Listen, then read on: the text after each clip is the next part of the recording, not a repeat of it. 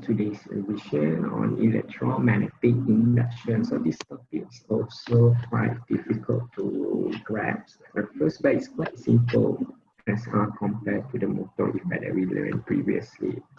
So let's define here what is meant by electromagnetic induction. So this is a process of producing current when there is a change in magnetic field flux due to relative motion between conductor and magnetic flux. Magnetic field flux. So that is basically the definition of electromagnetic induction. Is a phenomena, is a process of producing current from scratch. So that this is a very important concept because this is the beginning of electrical generation in the world actually. So when there, we learned previously, when there is a movement of electrons, that means there is a flow of current, the displacement of electrons through the conductor, then there is automatically will be magnetic field around it. And then today we learn that if there is some kind of changes, movement in the magnetic fields, changes in the magnetic field, then it will produce current in the conductor, flow of current in the conductor. So basically it doesn't mean current, you can say that electromotive force as well. Electromotive, this is more accurate definition than current. But if you want to define induced current, then you can use the words current here. But if it's just a general one, you can use current, or the more accurate one, electromotive force. We just need to produce voltage, and then if there is a complete connection, then there is a current flow. Okay, number 2, determine the direction of induced current flows and meter deflection for the given diagram. So let's see over here what we need to do. We need to use our right hand Fleming rule. Before this, we use the left hand Fleming rule, Fleming left hand rule, which for motor effect. We need to determine the thumb direction. Now we use the Fleming right hand rule to determine the current flow. This over here. Motor induced current. So let's use our Fleming right hand rule for this particular diagram over here. So again, north to south, and then forth.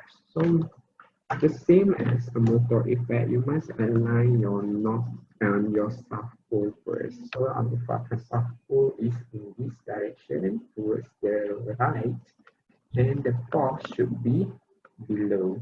So you just flip it, and then our current is actually into my eyes. So if I put my eye over here, the current will flow into my eye. That means the current will flow from here into here. So the deflection will be from left to right. So basically we use Fleming's right hand rule. Okay, so let's move on to B. North to south, and then the direction of motion is downwards. So again, our pointing finger here should point towards the south, and then movement is downwards. So again, our current is into our eye. So if we put our eye over here, it will move towards our eye. So that means the current will flow from here to here, So the same deflection from left to right. How about C? So north to south and motion upwards. So again, let's look from here then.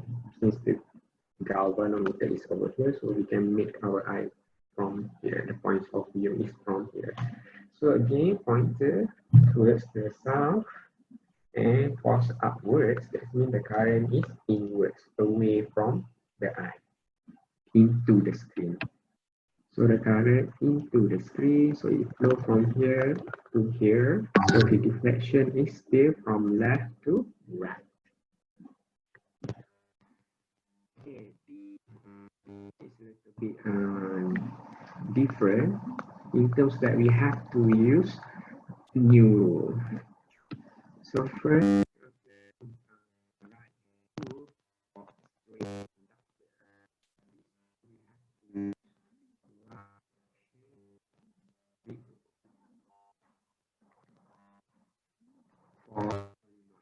same as the first topic that we learned before. Whenever you see solenoid, you must use right hand grip rule.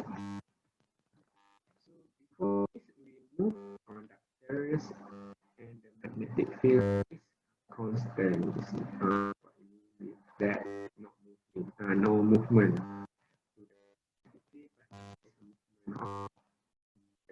Conductor, but now for solenoid, the moving, the conductor is not moving. Only before, but usually the magnet is moving. Yeah. So when the magnet is seeing the north, so that means they over here also gonna be north due to Lenz's law. So we're gonna define Lenz's law later, but basically how is towards, that's gonna be the same pull as the magnet. Magnet is north, then this pull over here gonna be north as well.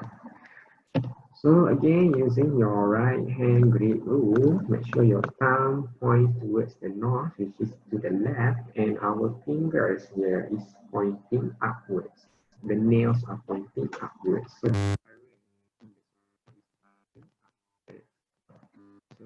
you go like the deflection is from okay, E, direction of the movement. North, approaching, so this will be north well, using the right arrow, pointing towards the left, and fingers are pointing upwards. The neck pointing upwards.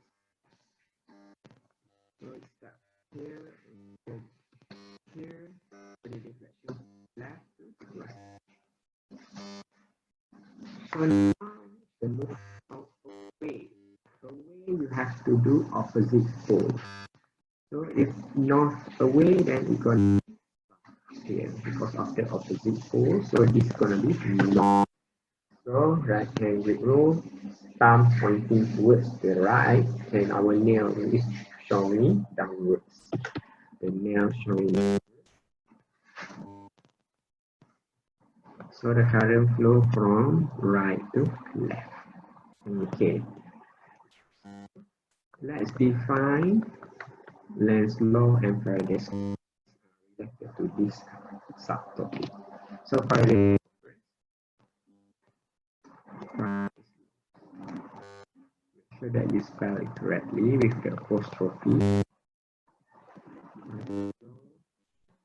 States that the magnitude gives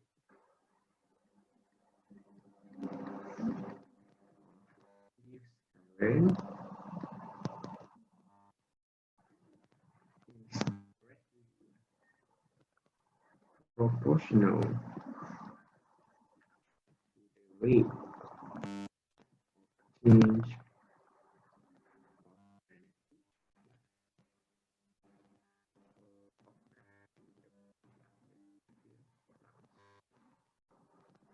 what is meant by cutting or changing the magnetic field flux. So let's draw this one.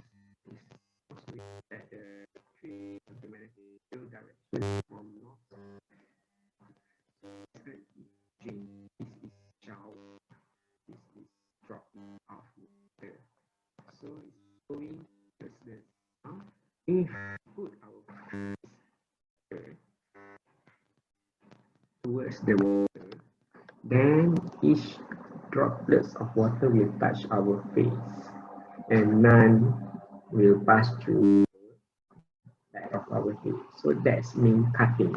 We stop the flow of the magnetic field flux or the flow of our droplets of water. So only one kind of direction that results in cutting in magnetic field flux. In that case, that means that we cutting that touch all the magnetic field flux, all the lines here. Motion that causing the magnetic field flux to be disrupted. Okay, how then it's only affecting one line. So it's not really cutting because the other lines can still passing through. What is in this direction? From inwards and outwards direction. Again, if our face is moving inwards and outwards, then it's only affecting the there exist some lines that can pass through. If our face look like this, there's still some lines that can passing through at the right and left side. From front to back, then there exists some lines between these two. But if we cutting like this, that means it's from above to the bottom or touching the field, the face, touching the field. So it must be perpendicular. What I mean is, in order for the cutting to occur, we call it a relative perpendicular.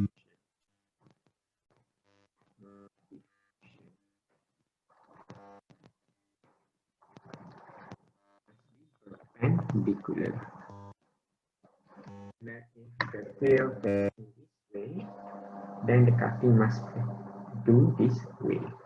So you cannot cutting this way or this way. Not perpendicular. It's quite parallel. If you can see the face of how my hand is still pointing upwards, even though the movement is different. But if I'm cutting this way, then this hand over here is facing this way and this hand over here is facing upwards. That means that's perpendicular to each other. So there exists relative motion. So it's simple as that. So the direction of inducer is such that it opposes the changes that cause it.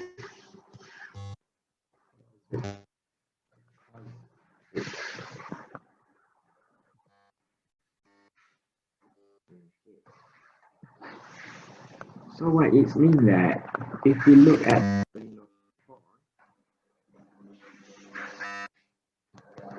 if we have a north pole over here approaching, so this is the danger causing this current to produce this north towards the solenoid.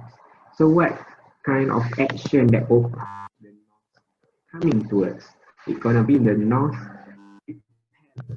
moving away from the solenoid. That is the opposed action.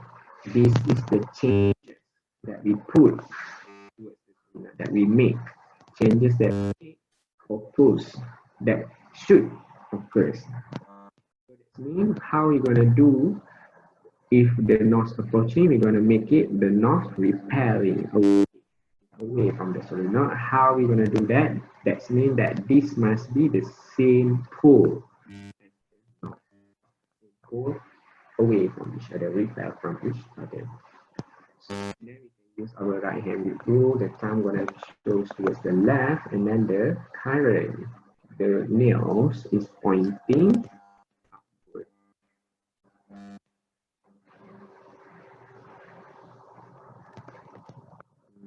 See, this is not the direction of the solenoid that I draw here. So top, yes, this is the top, back, and then this top.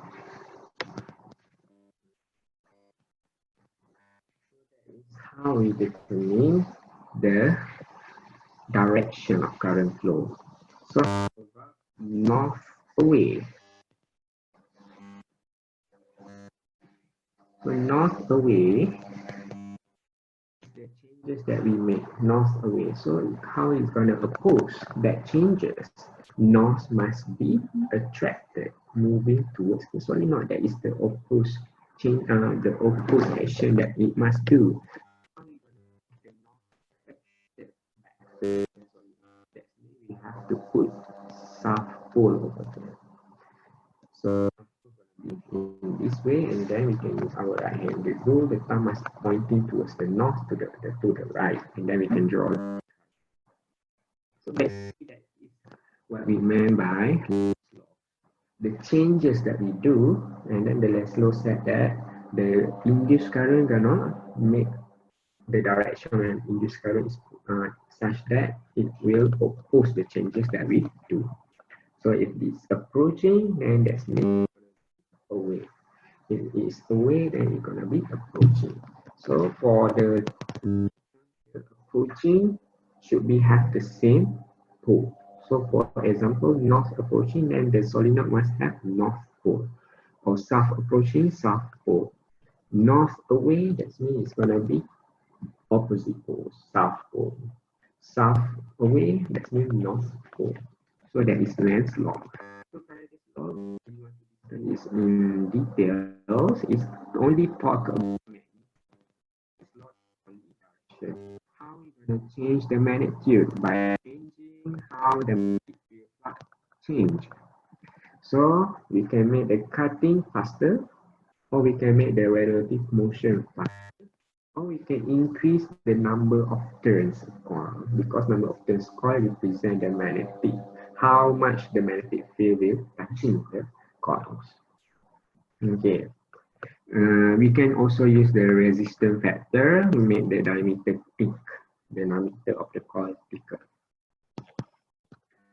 Okay, so let's look at question number 2 here. Diagram shows a bar magnet being released. So we know from Lenz's rule and Lenz's law that this must be north as well, because we must have the same pole. And this is south. Okay, stage 3 is how to increase induced current. So this doesn't ask us about our understanding. So again, north pole, thumb pointing upwards, so the current will flow counterclockwise.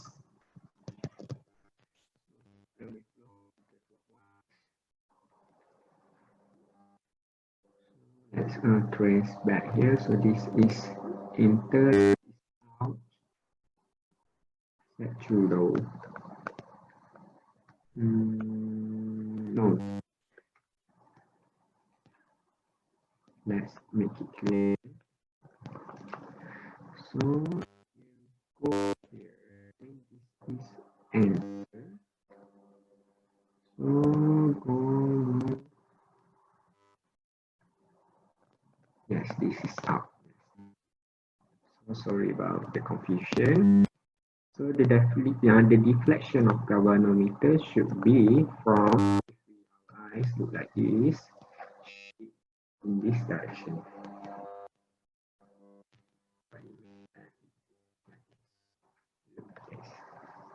Okay, how we want to increase the induced current? We have to increase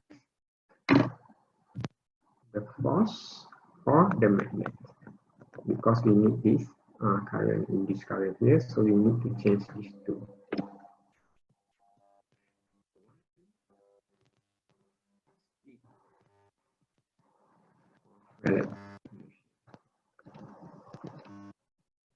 increase the speed of relative. Number two, magnet. So stronger, or you can change a radial magnet.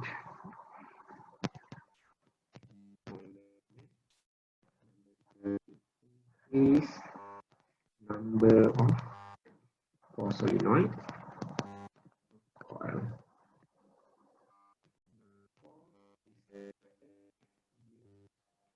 Thicker coil diameter. Okay. All of these are related to increase the rate of change of magnetic field flux. Okay, the deflection of the pointer of the galvanometer increases when the polarity of the increases. This doesn't have any meaning because the polarity doesn't have increase or decrease. It just has north and south, so it doesn't make sense here. The further apart. So what it means that it will be like this. Again, I don't think that it will be relevant because if we want to the magnet throughout the solenoid itself, then it doesn't matter. Cross section of area of one increase. Yes, basically we increasing the meter. We use the this the magnet release higher position.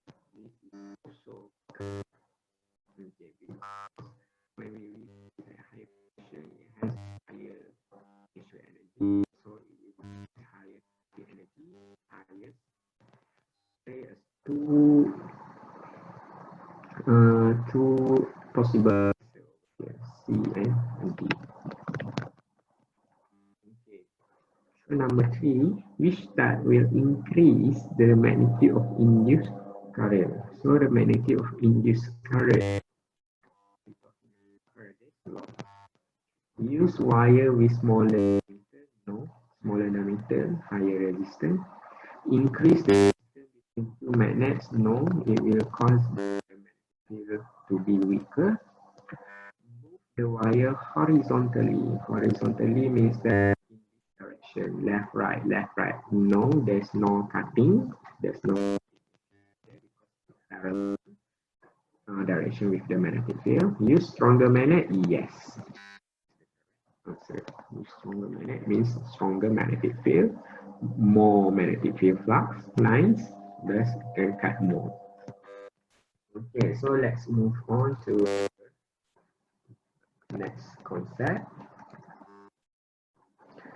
Number three, diagram current generator. Okay, before this, learn about DC motor, we supply current, then there is a movement. Now we supply the movement and we will produce current. It's opposite with the DC motor. But this what is the function of commutator? So this is commutator. The function is still the same to reverse the direction of current. We have rotation. So what it means that when the this is when the coil will amateur we rotate 100, it will change the current, the direction of the current. So it will change rotation. So it's already have degree there. Rotation. That is meant by half rotation. Okay. Name the type of current produced by this generator again. We already learned in the class, but we revise back the concept here. We use commutator, that means it's going to produce DC direct current. And then this is also the same structure.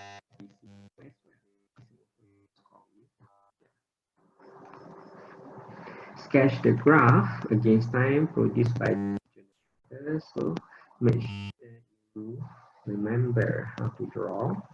So current, enter, like this. Hills. Make sure that you make it all have the same and same in this same space, which means that's the same. So this is how direct current is produced by using direct current generator, which has the commutator. Okay, let's move on to the generator. What is the function of we change the detector to sleeping, it will produce AC current. So what is the function of sleeping? To collect alternating current. That is the function. We want the current to preserve the direction. So either the current will flow from the positive direction or the negative direction. We don't care. We just need all of it. So that is the function of the sleep. The current produces alternating. So if there is a name over here, you must spell fully. Sketch the graph. Sine graph. Current ampere second. So how the sine looks like? So make sure that the same amplitude down here. So this is positive A, this is negative A, and then same space or frequency as well. So the current change direction every 180 rotation. Okay, so because this is 360 rotation, the center is 180. So for DC generator, it will also change direction every 180, but the commutator gonna do the change again. So it double will be, this one will be upward. This one will change upwards, this one will change upwards. So that is for DC due to commutator. But due to this AC generator, because of the slip ring, we preserve the direction. So that.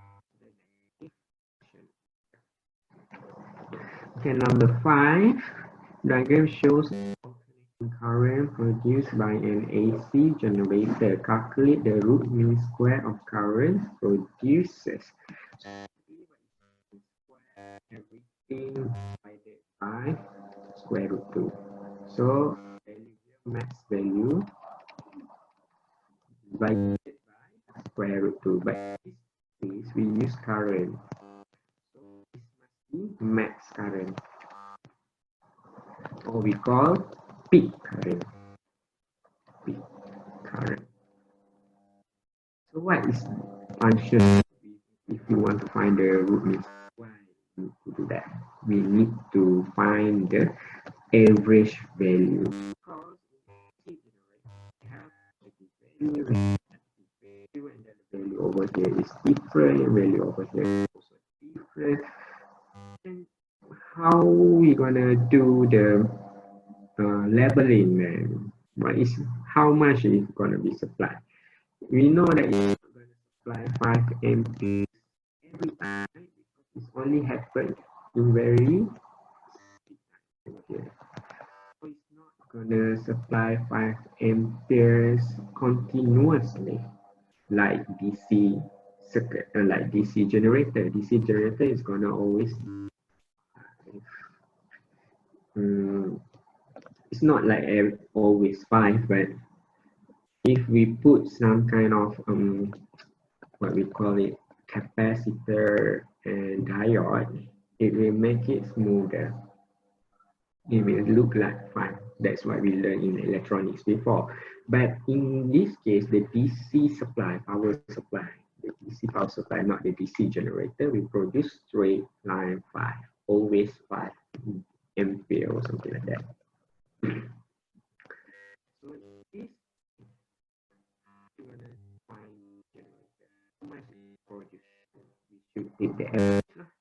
So that's the common sense here. So, but we cannot take average like we always do. Like we add up base and then we divide by all the points.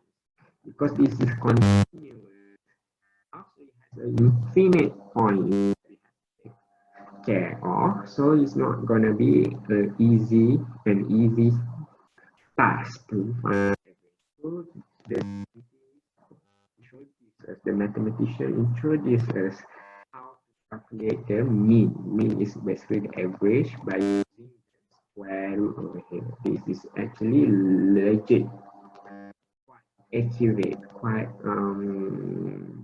consistent with when describing the current produced by AC generator.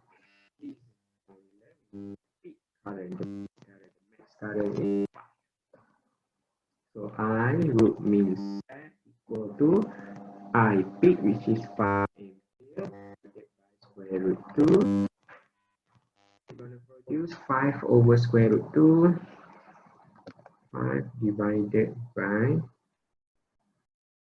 how are we going to do this? Okay, 5 divided by square root 2. Oh, not 5 times, 5 divided by square root 2. Okay. 5. So that's the average it produces, and it makes sense as well because the value between 0 and 5 or 0 to negative 5 is approximately 2.5, but it occurs that 3.54 is higher.